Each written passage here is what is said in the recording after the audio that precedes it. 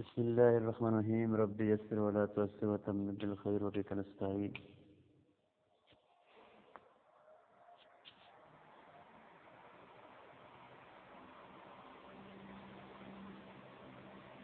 باب في القسم هل يكون يمينا.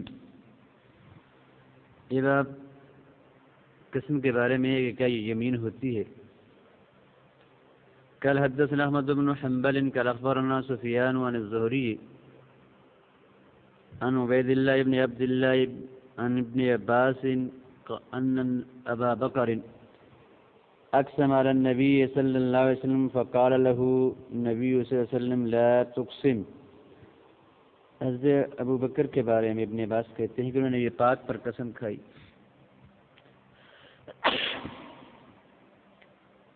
آپ نے فرمایا کہ قسم نہ کھاؤ.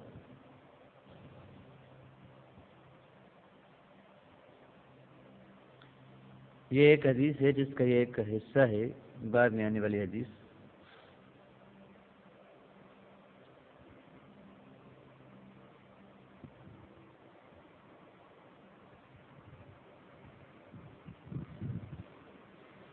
اسی حدیث کو پڑھنے کا اس کی تشریح کرتے ہیں. قال حدثنا محمد بن يحيى بن فارس قال اخبرنا عبد الرزاق قال ابن يحيى وكتبته من كتابه قال انبعنا معمر عن الزهري عن عبيد الله عن ابن عباس قال كان ابو هريرة يحدث ان رجلا اتى رسول الله صلى الله عليه وسلم. حضرت ابو ہریرہ یہ بات بیان کیا کرتے تھے کہ ایک آدمی نبی کریم صلی اللہ علیہ وسلم کے پاس آیا. فقال اس نے عرض کی انی ارى اللیلۃ میں نے رات کو دیکھا. فذکر رؤیا تو اس نے جو ہے وہ اپنے خواب بیان کیے. فعبرها ابو بکر جن کی تعبیر ابو بکر صدیق رضی اللہ تعالیٰ عنہ نے دی. فقال النبی صلی اللہ علیہ وسلم نبی پاک نے فرمایا اصبت بعضا واخطأت بعضا. اے ابو بکر بعض خوابوں کی تعبیر میں آپ نے جو ہے وہ آپ درست رہے ہیں اور بعض میں آپ نے غلطی کی ہے.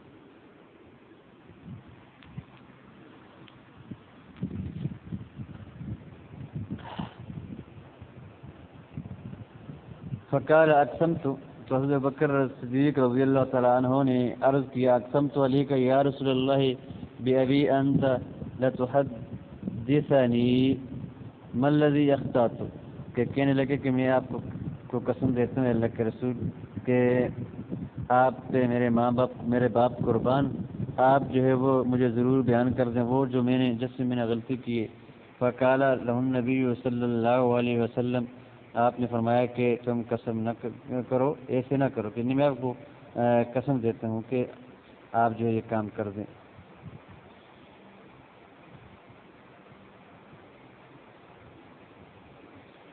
تو یہاں پر صرف اقسم تو کہا ہے.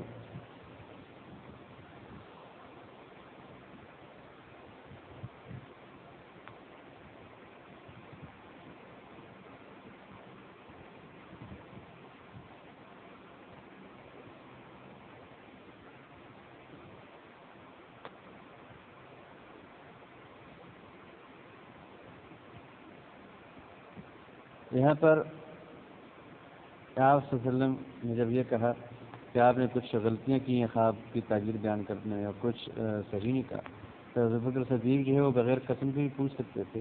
تو قسم دے کے پوچھا تو آپ نے کہا کہ قسم نہ کھاؤ.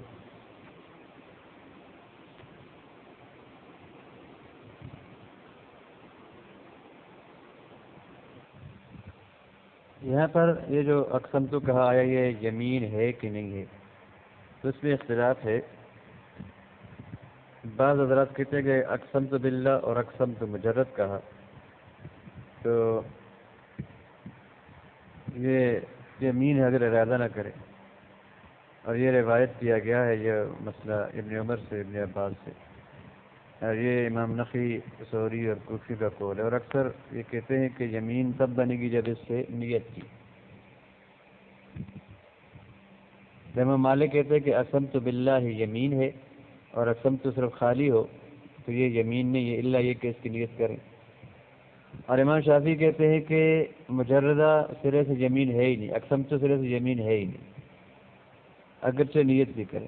اور اقسمت باللہ کہا تو یہ بھی قسم تب بنے گا یمین تب بنے گا جب یمین کی نیت کی. ایک بات.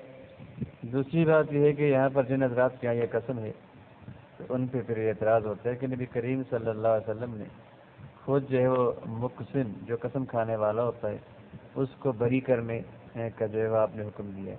یعنی کہ آدمی قسم کھا لیتا ہے تو کوئی مسلمان اگر اس قسم کو پورا کر سکتا ہے اس کو اس قسم سے بری کر سکتا ہے تو اسے چاہیے کہ اس کی بری کرنے کے لیے جو ہے وہ کچھ کرے اگر کوئی مسئلہ نہیں ہے. آپ صلی اللہ علیہ وسلم نے یہاں پر جو ہے وہ مقسم جو ہے حضرت ابوبکر ان کو بری کرنے کے لیے آپ بتا دیتے وہ باتیں جو تعبیریں جن میں غلطی تھی حضرت ابوبکر صدیق رضی اللہ تعالیٰ عنہ نے.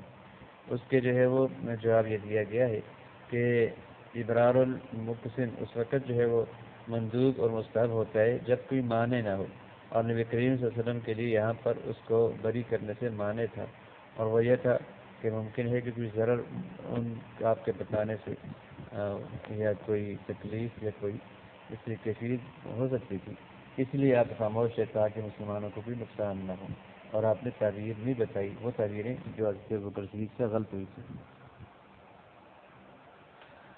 بابن فی الحلف کاذبا متعمدا. اچھا اگلی ایک روایت رہتی ہے. قال حدثنا محمد بن يحيى بن فارس قال أنبأنا محمد بن كثير قال أخبرنا سليمان بن كثير عن الزهري عن عبيد الله عن ابن عباس عن النبي صلى الله عليه وسلم بهذا الحديث لم يذكر القسم زاد فيه ولم يخبره. اس کے اندر یہ الفاظ ہیں کہ آپ نے ابو بکر صدیق کو ان تعبیرات کی خبر نہ دی جن میں ان سے غلطی ہوئی تھی. لم يخبر النبي صلى الله عليه وسلم ابا بکر بالذي اخطا فيه واصاب. لیکن میں غلطی ہوئی ہے کہ میں درست رہے ہیں. منذری نے اس حدیث سے سکوت اختیار کیا ہے.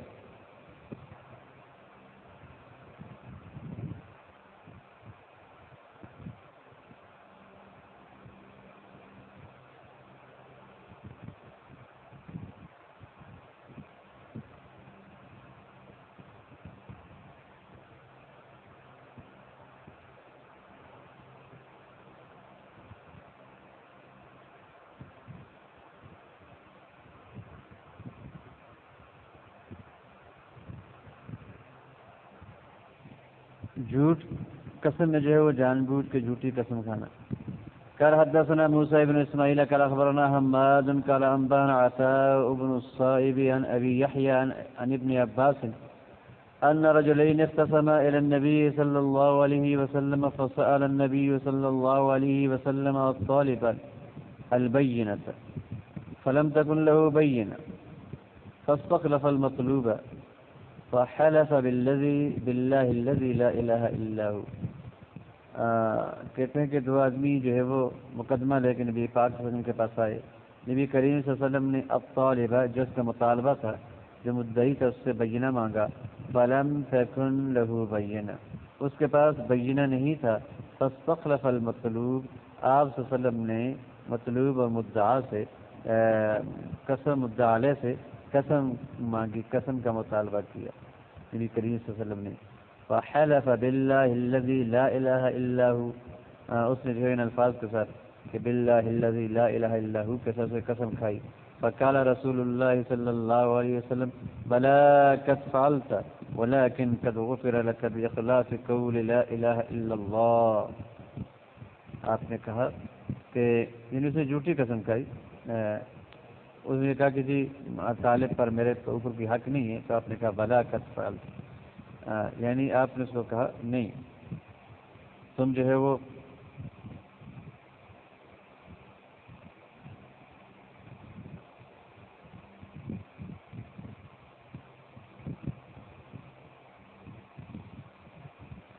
فالفالت ای حلفت کاذبا تم نے جھوٹی قسم کھائی ہے. او فعلت ما حلفت علی عدم فعله جس کام کے نہ کرنے پر تم نے قسم کھائی ہے تم نے کیا ہے. یہ تم نے قسم جھوٹی کھائی ہے لیکن یہ ہے کہ آگے تم نے بڑے اخلاص کا جو پورے لا الہ الا اللہ کہا ہے اس سے تمہارا یہ گناہ مٹ گیا ہے. یعنی جھوٹی قسم کا جو گناہ ہے اس بات پر دلیل ہے کہ کبائر جو ہے وہ کلمہ توحید سے ختم ہو جاتے ہیں جب یہ اخلاص کے ساتھ کہا جائے. اس حدیث کا ظاہر یہ اور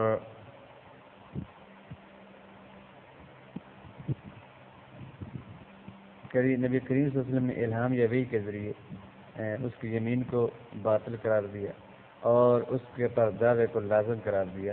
یہ دلیل اس بات پر ہے کہ نبی کریم صلی اللہ علیہ وسلم جو ہے آپ پر کبھی کبھی اس انداز میں بھی آ جاتی تھی اور یہ ایک نبی ہی ایسا کر سکتا ہے. اگر ایک عام قاضی کے سامنے اس طرح کی بات ہو اور قاضی کو شواہد سے پتہ اور اس کے پاس اس بات کی پکی دلیل نہ ہو کہ یہ آدمی جھوٹی قسم کھا سکتا ہے تو قاضی اس کی قسم کو جھٹلا نہیں سکتا چاہے اس کی قسم جھوٹی ہو اور اس کی قسم پہ قاضی اسی کے حق میں فیصلہ کرے گا. نبی پاک قسم کی اور بات تھی ولیکن قد غفر لک آپ نے کہا کہ تیرے لیے جو ہے یہ جھوٹی قسم کا جو ہے وہ گناہ معاف کر دیا گیا.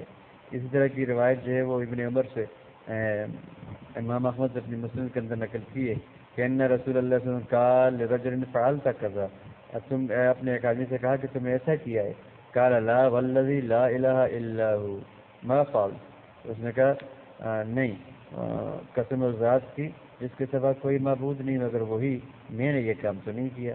قال کہنے لگے فقال له جبرائیل علیہ السلام قد فعل جبریل امین نے نبی پاک سے آ کے کہا اس آدمی نے یہ کام کیا ہے ولکن اللہ عز وجل غفر له لیکن اللہ نے جو ہے وہ اس کی بخشش کر دی ہے بقوله لا والذی لا الہ الا هو کی وجہ سے اس کے قول لا والذی لا الہ الا هو کی وجہ سے. اور ابن عباس سے جو ہے وہ ایک حدیث نکالی ہے ان سے ایک حدیث جو ہے وہ ہے روایت ہے کہ کہتے ہیں قسم ان النبی صلی اللہ علیہ وسلم رجلان فوقعت الیمین علی احدہما نبی پاک صلی اللہ علیہ وسلم کے پاس دو آدمی جو ہے وہ مقدمہ لے کے آئے اور یمین ان میں سے ایک پر پڑھی وحلف باللہ الذی لا الہ الا هو ما له عندی شیء اور اس نے یہ قسم کھائی کہ باللہ الذی لا الہ الا هو ما له عنده شیء کہ جی میرے پاس تو کوئی چیز نہیں ہے. قال تو راوی کہتے ہیں فنظر جبرائیل علیہ السلام علی النبی صلی اللہ علیہ وسلم یہ پاک صلی اللہ علیہ وسلم جو ہے حضرت جبریل علیہ السلام پہ نازل ہوئے فقال انه کاذب ان له عنده حق اس کے پاس اس کا حق ہے یہ جھوٹا ہے فامره ان یؤتیہ حق آپ نے اس کو جو ہے وہ حق دینے کا ارادہ کا حکم دیا وہ کفارۃ یمینہ ہی اور آپ نے جو ہے وہ اس کو یمین کا کفارہ دینے کا بھی کہا معرفتہ ان لا الہ الا اللہ او شہادہ انہ صلی اللہ علیہ وسلم لم یأمرہ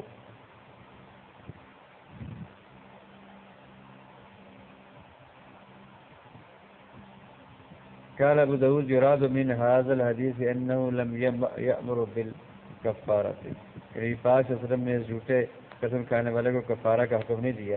احمد نے حضرت ابو ہریرہ کی حدیث نقل کی ان الفاظ کے ساتھ قال رسول اللہ صلی اللہ علیہ وسلم خمس لیس لہن کفارہ پانچ چیزوں میں کفارہ نہیں الشرک باللہ وقتل النفس بغیر حق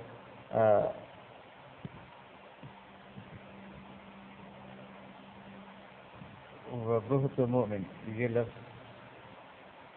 دیکھنا پڑے گا والفرار یوم الزخ ویمین صابرہ ویمین صابرہ یکتطع بها مالا بغیر حق ایک یہ زمین بھی جھوٹی ہوتی ہے جس میں کسی کا جو وہ مال آدمی کھا لیتا ہے اور بہت مومن کسی مومن میں بہتان ہوگا والا سیدنا. اور بخاری میں حدیث ابن عمر کی کہا کہ جاء اعرابی الی النبی صلی اللہ علیہ وسلم فقال یا رسول اللہ ما الکبائر اللہ کے نبی یہ کبائر کیا ہیں اور پھر پوری حدیث ذکر کی اس میں ہے الیمین الغموس اور اس میں یہ ہے کہ قلت وما یمین الغموس میں نے کہا یمین الغموس ہے کیا قال الذی یقتطع بها مال امرئ مسلم فهو فیها کاذب جس میں وہ جھوٹا ہو اور لیس لهن کفارہ کا مطلب ہے کہ لا يمحو الاسم الحاصل بسببهن شيء من الطاعات یہ جو گناہ سے حاصل ہوتا ہے تو کفارے وغیرہ سے اور طاعات سے پھر وہ مٹتا نہیں ہے.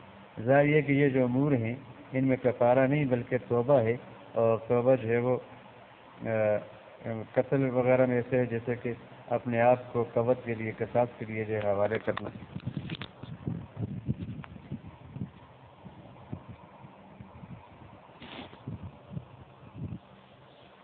البتہ یہ کہ میری پاک میں کے قول ہے ابن عباس کی حدیث میں کہ کفارۃ یمین ہی اللہ الہ الا اللہ کہ اس کی یمین کا جو کفارہ ہے وہ لا الہ الا اللہ ہے.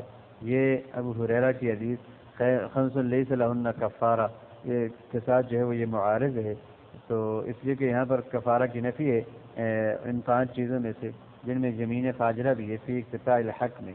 اور یہ جو حدیث ہے ابن عباس کی، اس میں یہ ہے کہ کفارہ تھا اور کفارہ لا الہ الا اللہ بنا، تو کفارہ اس کی معرفت ہے. تو ان کے درمیان جو ہے اس طرح جمع کیا گیا کہ نفی عام ہے اور اس بات خاص ہے. نفی جو ہے وہ عام ہے اور اس بات خاص ہے کہ صرف لا الہ الا اللہ جو ہے یہ اگر ہو تو کفارہ بن سکتا ہے، باقی چیزیں کفارہ نہیں بنتی. اور اس حدیث کی تخریج جو ہے منذری کہتے ہیں کہ نسائی نے کی ہے.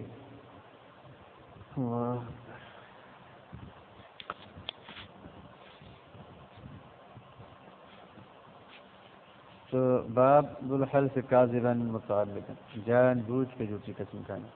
اس کے بارے میں جو ہے وہ اس کتاب الایمان کے شروع میں جب میں نے یمین کی قسمیں بیان کی تھی تو یمین غموس کے بارے میں ڈبو دینے والی کوئی جھوٹی قسم جو ہے وہ ماضی میں کسی کام کے کرنے یا کرنے پر، تو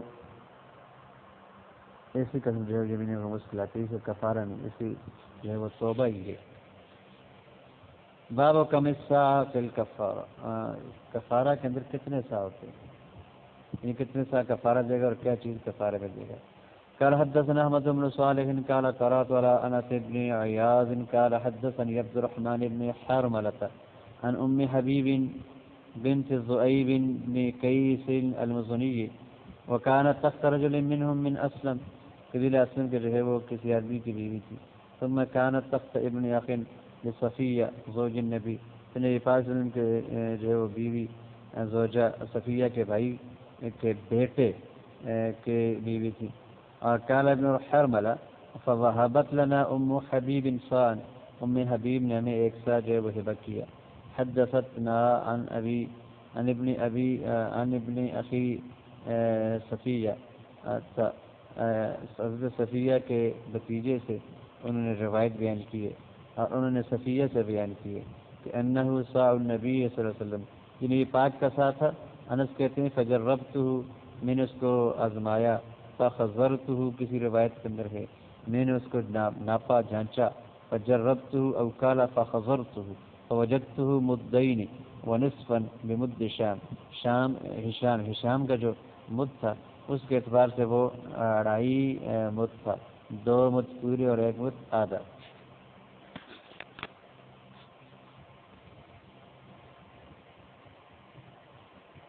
کم سا فی الکفارہ کا مطلب یہ ہے کہ کتنی مقدار سا کی ہوتی ہے اور کون سا سا جو کفارے میں معتبر ہوتا ہے.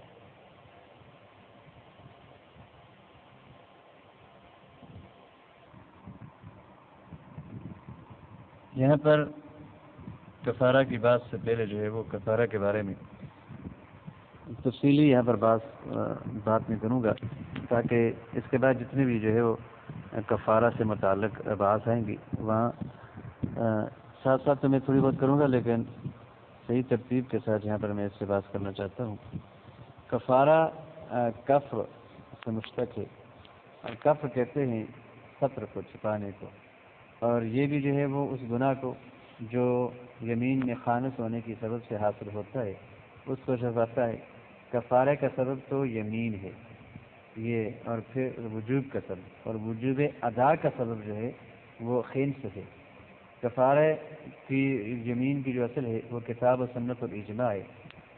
کتاب اللہ میں اللہ پاک فرماتے ہیں لا یؤاخذکم اللہ باللغو فی ایمانکم ولکن یؤاخذکم بما عقدتم الایمان فکفارته اطعام 10 مساکین من اوسط ما تطعمون اهلیکم او کسوتهم او تحرير رقبة فمن لم يجد فصيام 3 ایام ذلك کفارة ایمانکم اذا حلفتم، ذالک کفارۃ ایمانکم اذا حلفتم، قسم کھاؤ گے تو کفارہ ہے. اب دینا کب ہے؟ جب تم قسم توڑ دو گے. وَاحْفَظُوا ایمانکم، اپنی قسموں کو تم نے محفوظ رکھنا ہے.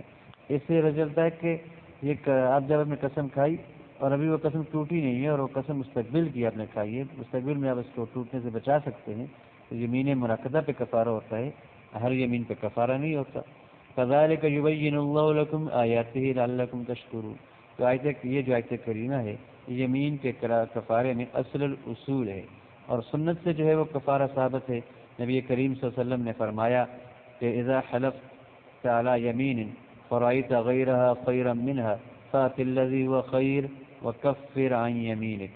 یہ حدیث جو ہے وہ بار بار گزری ہے. اس کو جو ہے وہ ابن ماجہ کے علاوہ جو ہے تمام کتب ستہ والوں نے جو ہے وہ ذکر کیا ہے.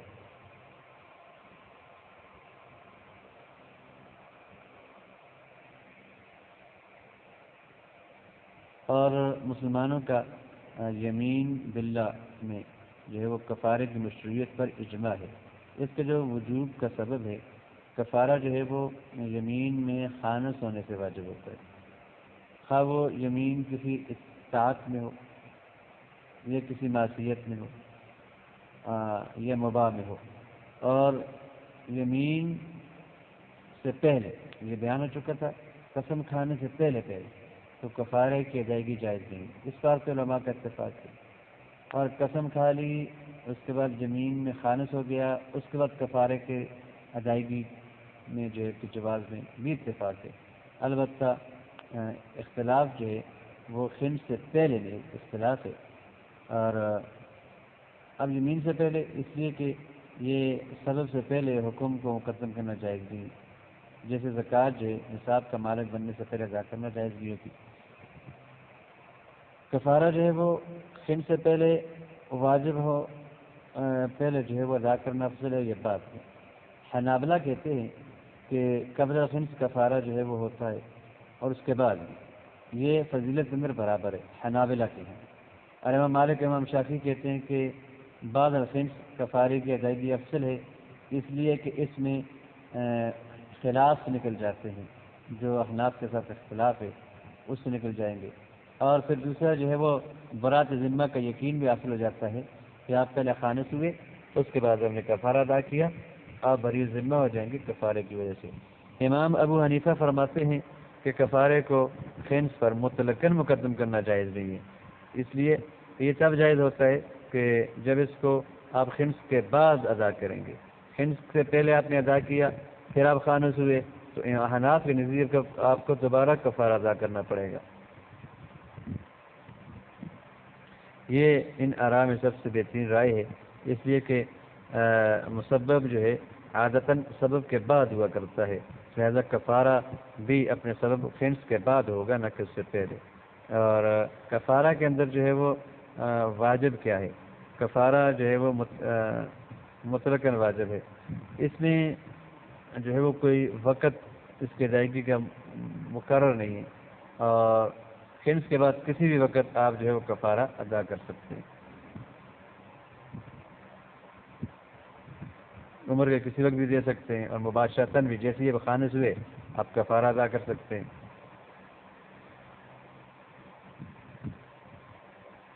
پھر جو ہے وہ کفارے کے اندر جو واجب ہے وہ حالت یسار کے اندر اختیار ہے. جو موثر ہے اس کو 3 امور میں سے ایک کام کے اندر اختیار ہے، چاہے تو وہ 10 مسکینوں کو کھانا کھلائے یا 10 مسکینوں کو کپڑے پہنائے یا غلام آزاد کرے، ان تینوں میں سے ایک کام کرے. یہ بجمع علماء ہے کیونکہ یہ آیت قرآنیہ میں بالکل واضح ہے.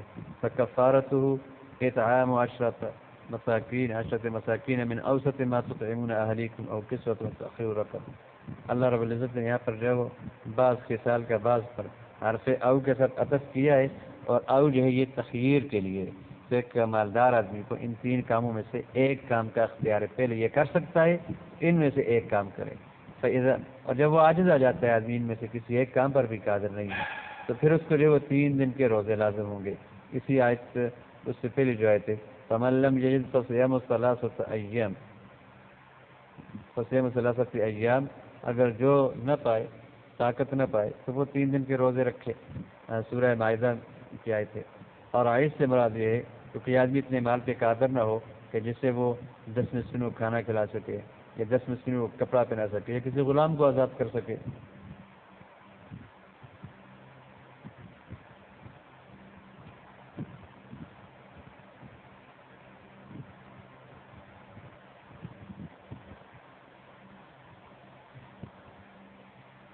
اب یہاں پر مقدار جو ہے اطعام وغیرہ کی کیا ہے اور اس سے مقصود کیا ہے؟ حنفیہ کے نزدیک اطعام سے مجرد اباحت تبریک مراد نہیں ہے، یعنی کھانا میں رکھنا جتنا کوئی 10 مسکین کھا سکتے ہیں، ایسا نہیں ہے کہ ان کو جو ہے وہ آپ نے مالک بنانا ہے، اس لیے کہ نص قرآنی میں اطعام کا لفظ آیا ہے، وَكَفَّارَتُهُ اطعام 10 مساکین، اور اطعام جو ہے لغت میں جو ہے وہ متعارف اس طرح ہے کہ تمکین من مطلب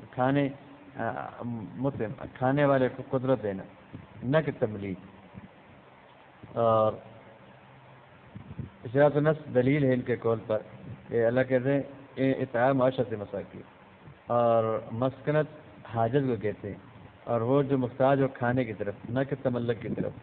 تو اس میں اضافہ جو ہے اطعام کا مساکین کی طرف ہے، اس میں اشارہ اس بات کی طرف ہے اطعام، اس سے وہ فعل مراد ہے کہ جس سے مسکین طعام پر قادر ہو جائے، نہ کہ تملیغ، بخلاف زکوٰۃ اور صدقہ کے، الفطر اور عشر واجب کے، ان میں جو ہے وہ تملیغ ضروری ہوتی ہے، وہاں پر نفس کے اندر جو الفاظ آتے ہیں ایتا کے لفظ آئے ہیں، اطعام کے الفاظ نہیں آئے۔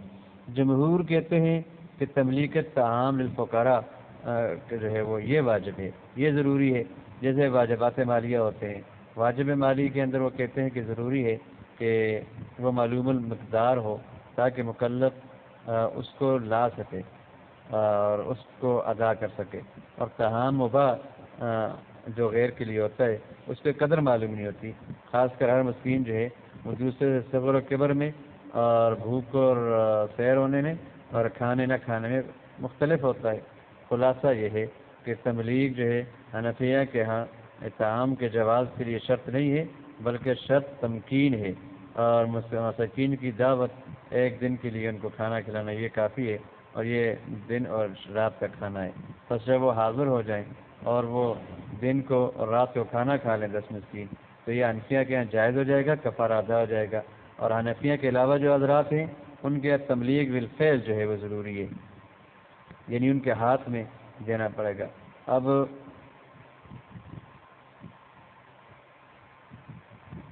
پھر اطعام کی مقدار، جب ان علماء کے یہاں ان میں اختلاف ہے کہ اللہ کے قول من اوسط ما تطعمون اہلیکم میں اختلاف کی وجہ سے جو حضرات کہتے ہیں کہ اس سے ایک ہی طرح کا جو ہے وہ کھانا مراد ہے، تو وہ کہتے ہیں کہ مد شیئر کرنے میں وسط ہے، اور بعض کہتے ہیں کہ اس سے مراد قوت الیوم ہے اور وہ صبح اور شام کا کھانا ہے۔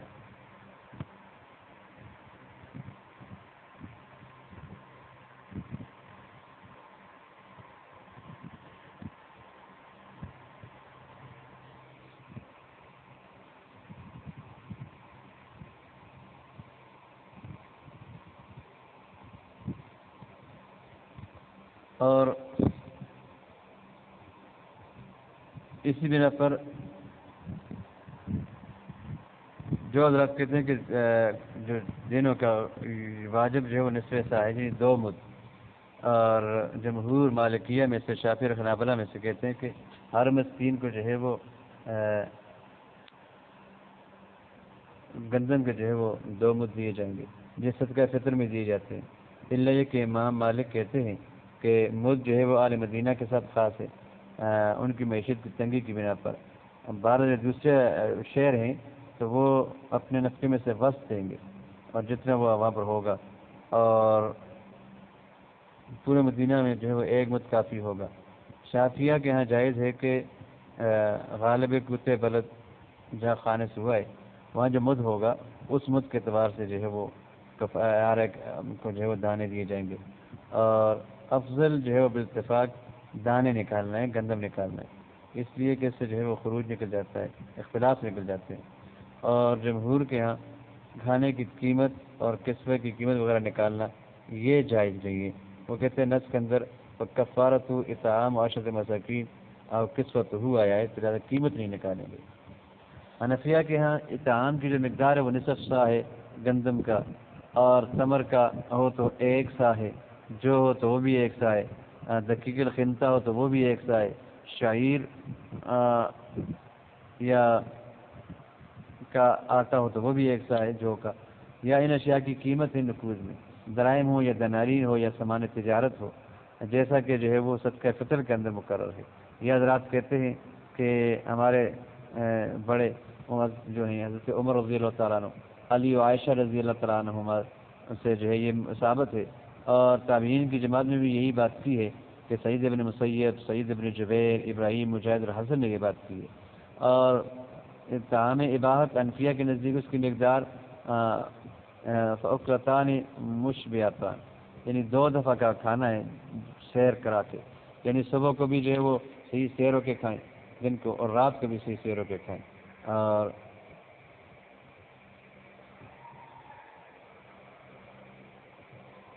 اب وہ کھانا جو ہے وہ صفیق کے سالن کے ساتھ ہو یا سالن کے بغیر ہو، اس لیے کہ اللہ تعالیٰ نے طعام المعدوم اور غیر معدوم میں فرق نہیں کیا، اور مطلب کیا ہے کہ کفارت ہو اطعام 10 مساکین۔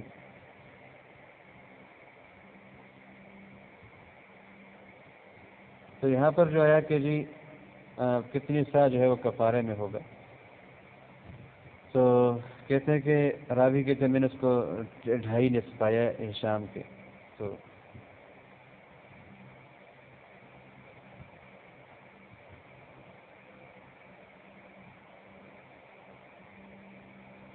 قال حدثنا محمد بن محمد بن خلاد ابو عمر قال كان عندنا مکوک یقال له مکوک خالد، ہمارے پاس کہتے ہیں مکوک تھا جسے مکوک خالد کہا جاتا تھا، مکوک مد کو کہا جاتا ہے۔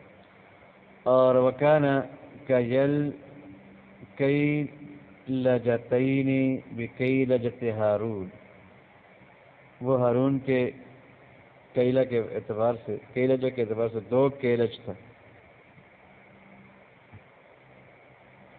یہ جو مکوک خالد تھا، لسان عرب میں ہے کہ کیلج مکیال کو کہتے ہیں، جمع کیالج آتی ہے اور کیالجہ بھی آتی ہے، یعنی ان کا جو برتن تھا کوئی خاص قسم کا برتن ناپنے کا، اس کے اعتبار سے 2 قسم کا تھا۔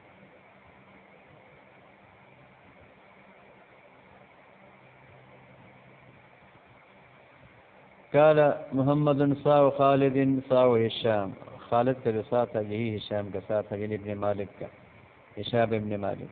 قال حدثنا محمد بن محمد بن الخلاد ابو عمر قال حدثنا مسدد عن أمية بن خالد قال لما ولي خالد القصري أضعف الصاع فصار الصاع 16 رطلا، کہ خالد القصری جو ہیں جب یہ ولی بنائے گئے، امیر بنائے گئے، تو انہوں نے جو ہے وہ سا کو ڈبل کر دیا، اور سا جو ہے وہ 16 رتل کا ہو گیا، گویا کہ پہلے یہ 8 رتل کا تھا تبھی ڈبل ہوا۔ صحیح بات یہ ہے کہ سا جو ہے وہ 5 رتل کا ہوتا ہے اور 16 رتل کا صرف، اور دلیل اس پر جو ہے والے مدینہ کا خلفاً عن سلف نقل ہے، اور امام مالک کا جو ہے ابو یوسف کے ساتھ مشہور قصہ ہے جس کو جو ہے وہ بحقی نے جو ہے وہ ذکر کیا ہے کہ ابو یوسف جب مالک کے ساتھ مدینہ میں جمع ہوئے، ان کے درمیان مناظرہ ہوا سا کی مقدار میں۔ امام ابو یوسف یہ سمجھ رہے تھے کہ یہ 8 رتل کا ہوتا ہے، امام مالک کھڑی ہوئے اور اپنے گھر میں داخل ہوئے اور سا نکالا اور کہا کہ آذا سا نبی صلی اللہ علیہ وسلم، یہ نبی پاک کا سا ہے۔ حضرت ابو یوسف نے کہا کہ پھر میں نے اس کو دیکھا تو وہ 5 رتل اور 2 سدس تھا، یعنی 6 رتل سے ذرا کم تھا۔ امام یوسف نے امام مالک کے قول کی طرف رجوع کر لیا اور اپنے سائے بین یعنی اپنی طرف جو ہے وہ طرفین کی خلاف کیا۔ قال ابو داود محمد بن محمد بن خلاد قتل الزنج صبرا، محمد بن محمد خلاد کو ایک زنجی نے جو ہے وہ صبرن قتل کیا، قید کر کے قتل کیا۔ یہ سوڈانیوں کی ایک جماعت تھی۔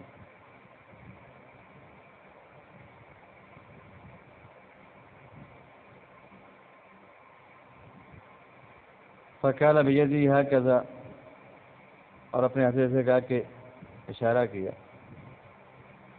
ابو داؤد نے اپنے ہاتھوں سے،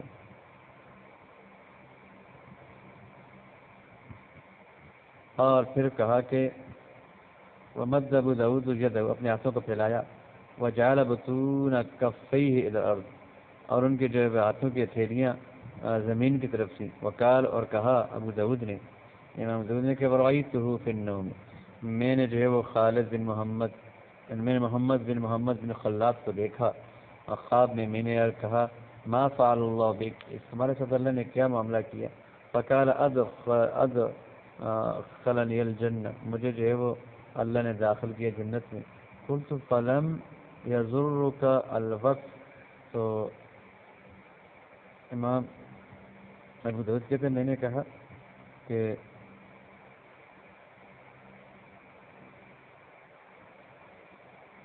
تمہیں کسی چیز نے جو ہے وہ نقصان نہیں دیا ہے وقت نے؟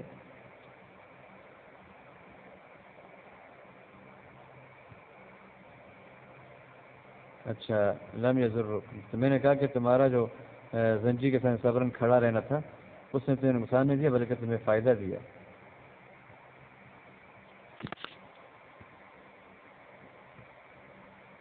اور تمہارا منزلہ جو ہے منزلت اللہ کے یہاں بڑھ گئی۔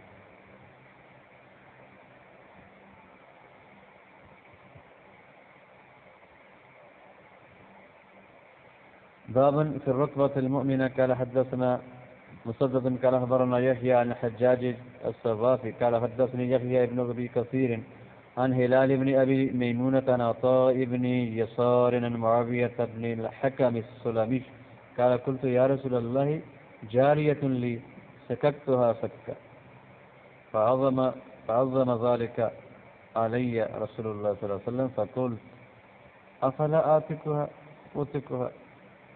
قال ائتني بها قال فجئت بها قال أين الله قالت في السماء قال فمن أنا قالت أنت رسول الله قال أعطكها فإنها مؤمن۔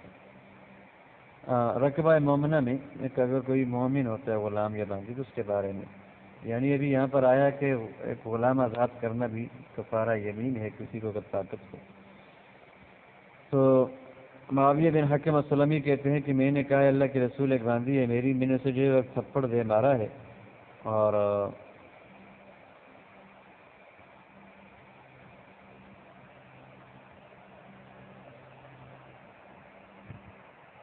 آپ سے نے جو ہے وہ اس بات کو میرے اوپر بہت شدید جانا، لے سے تھپڑ کو سخت جانا۔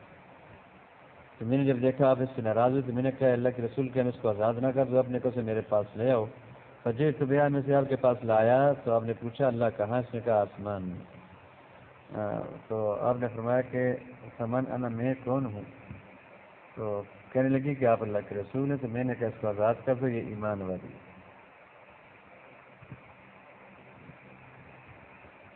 یہاں پر مسلم کی روایت میں کہ اتیت رسول اللہ نے فقلت یا رسول اللہ ان جاریۃ لی كانت ترى غنما لي فجئتها فقط شاة فسألتها فقالت أكلها الذئب فأسفت عليها وكنت من بني آدم فلتمت وجهها وعلي ركبة أفأعتقها۔ تو میں بھی تو ایک انسان ہی ہوں، تو غلطی سے میں نے اسے تھپڑ دے مارا اور مجھ پر ایک غلام کو آزاد کرنا بھی ہے، تو کیا میں اسے اس میں آزاد کر دوں؟ اور حدیث کے اندر یہ بھی ہے کہ قالت الجاریہ فی الصلاۃ، یہاں پر کہ اس میں جو ہے وہ اس بات کا اس بات ہے کہ اللہ تبارک و تعالیٰ آسمان میں۔ ذہبی کہتے ہیں کہ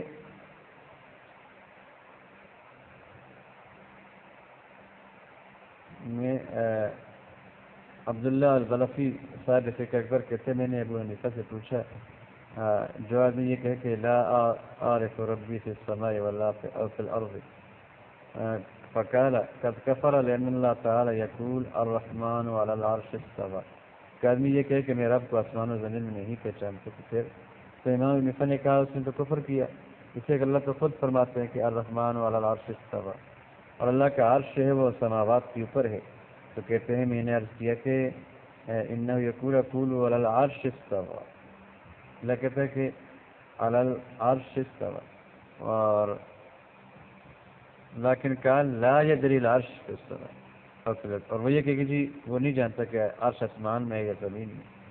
تو کہا کہ جب وہ یہ اس بات کا انکار کرے کہ وہ آسمان میں ہے، آسمان میں ہونے کا انکار کرے، پھر بھی اس نے کفر کیا۔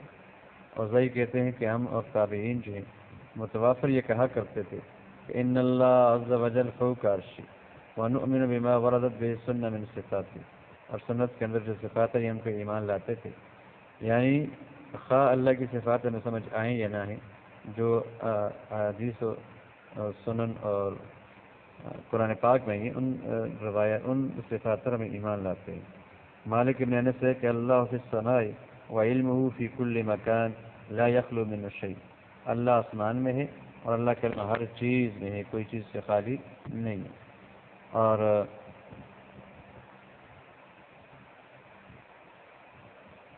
بہرحال یہاں پر یہ کہ جی آپ اس کو آزاد کر لیں، یہ مومنہ ہے تو آتے کا فإنہا مؤمنہ، یہ تعلیل مرکبہ کے جو ہے وہ کفارات میں جائز ہونے کی شرط کے ساتھ کہ وہ شرط ایمان ہے۔ ہاں البتہ اس میں اختلاف ہے کہ امام مالک، امام زئی، امام شافعی کہتے ہیں کہ رقبہ مومنہ کفارات میں ادا کرنا ضروری ہے، اس کے بغیر کام نہیں چلے گا۔ اور کفارہ قتل احناف وغیرہ کہتے ہیں کفارہ قتل کے علاوہ باقی میں جو ہے وہ غیر مومنہ بھی جو ہے وہ چل سکتا ہے، اور یہی بات عطا سے بھی جو ہے وہ مروی ہے۔ یہاں پر اس حدیث نے دلیل پکڑنے کی کوشش کی، یہ ٹھیک نہیں ہے۔ اصل میں یہاں پر جو آیت کریمہ کے تحت جو آیا ہے تو وہ مطلق آیا ہے، اور مطلق کو مقید پر محمول نہیں کیا جا سکتا۔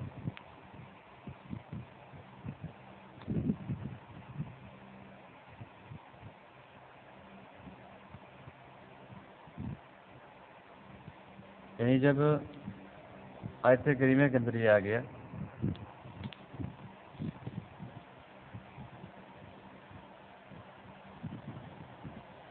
کہ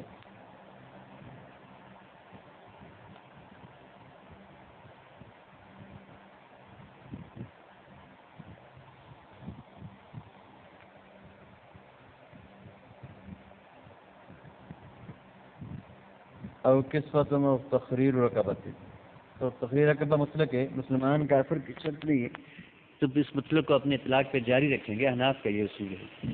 لہذا غلام یا باندھی اگر مسلمان نہ تب بھی آزاد کر سکتے ہیں، تو وہاں پر آپ نے نہیں اس لیے کہ آزاد کرنے کے کافر میں آپ آزادی کا نہ کہتے، جب ہم نے بلایا تو جب آپ کو یہ پتہ چلا کہ یہ تو ہی مسلمان ہے، تو آپ نے یہ کہ اس کو کہتے کسی اور کو آزاد کر دو، آپ نے ویسی کو آزاد کر دو، تو اس سے یہ لازم نہیں آتا کہ کفارہ کے اندر جو ہے وہ کفارہ یمین میں غیر مسلم کو آزاد کرنا جائز نہیں ہے۔ واللہ تعالی عالم الصواب، ہمارا علی